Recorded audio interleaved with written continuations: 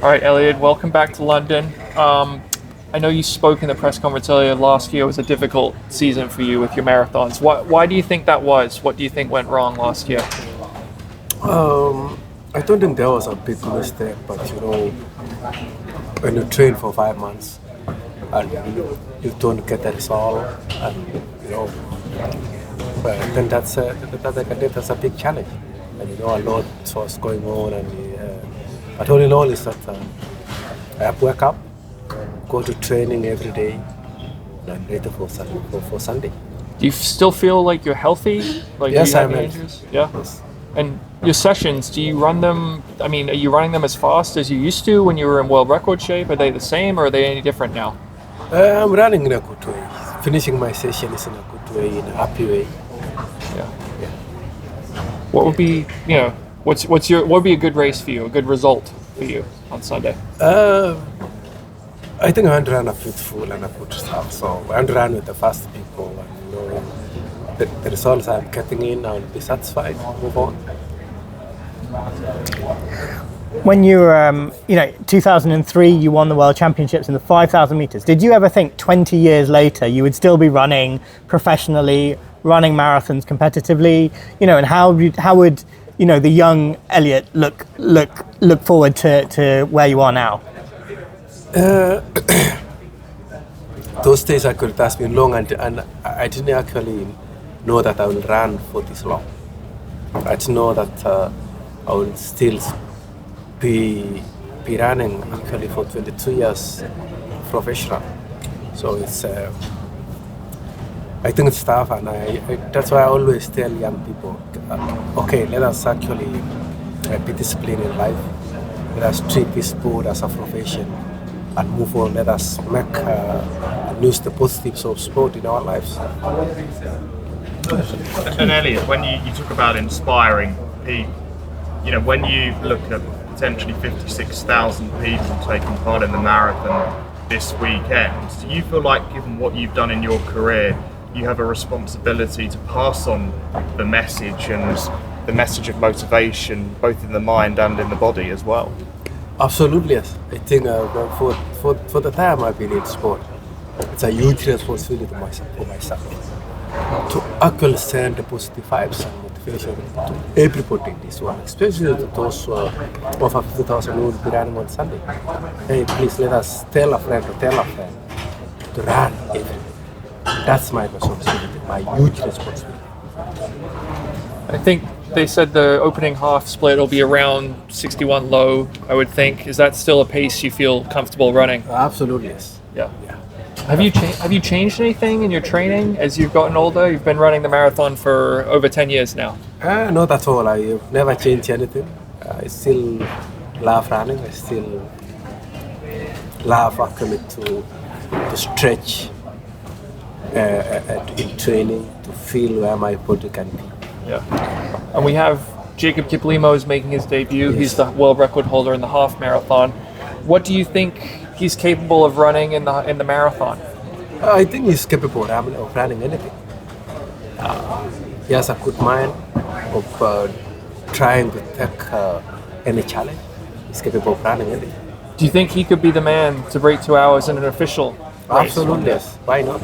Yeah. This world is full of challenges, and we need to challenge the world in order for us to make a better world. I believe that I'm the oldest athlete. I believe I've been here for 23 years. And I believe that I need to make holistic people. I believe people actually who are younger than me are better than me. So my work is to show them the way. My work is to tell them these are the steps, but they are better than me. When did you feel that starting to change? Because you were the very best for so long. You were the best. I know I was the best, but I feel those who are younger than me are better. Because we get children, we get the younger the people. In my mind, I'm actually talking to people holistically, giving the holistic education. That means education can make them better than me. So I believe that everybody who is younger than me is better than me. I'm not better than me.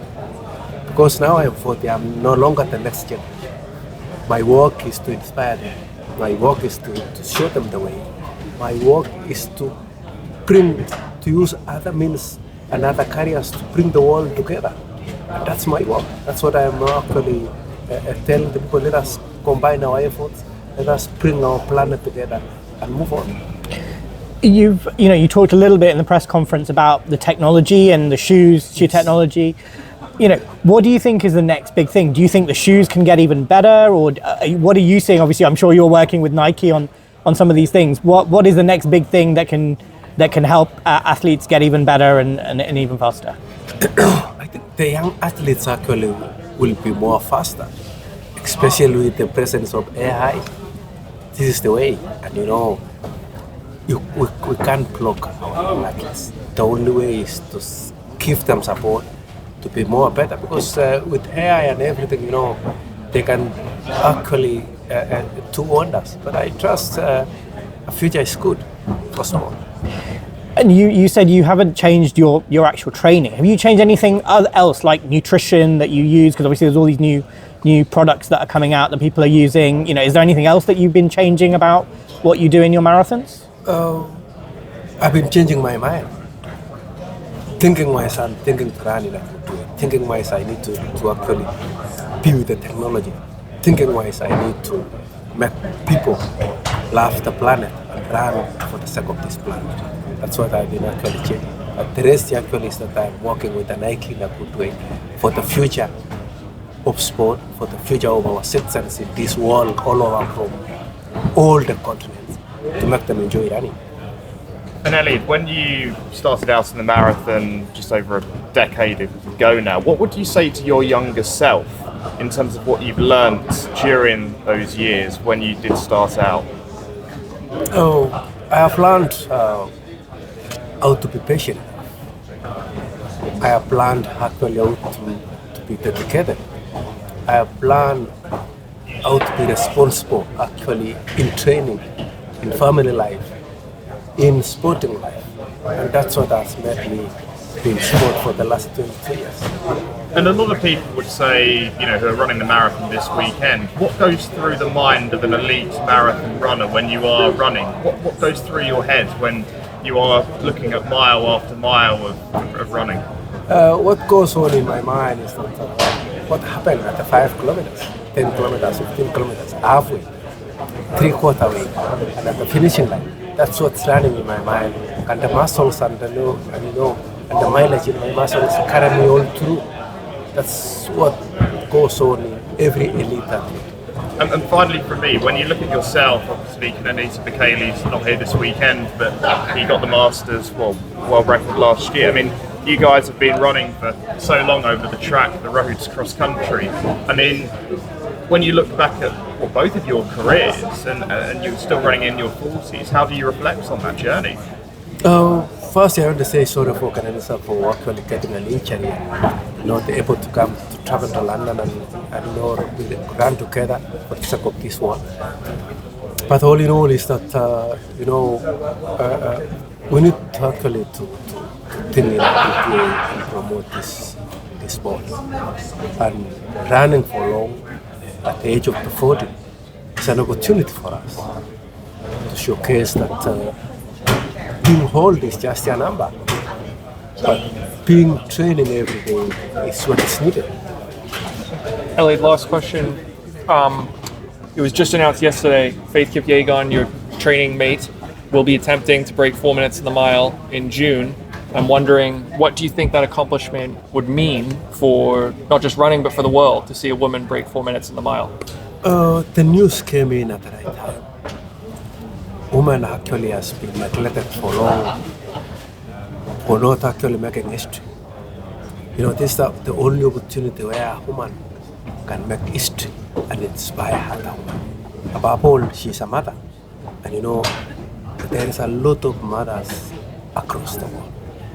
She will tell other mothers that, hey, let us move on. Let us break the barriers. Let us actually love each other as women.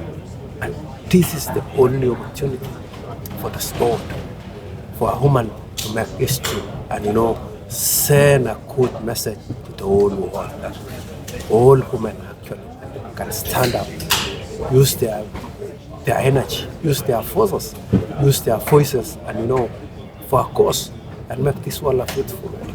This is the right time for Faith to go actually and break that 4-minute barrier. Thank you, Eliud. Thank you very Thank much. you so much, Eliud.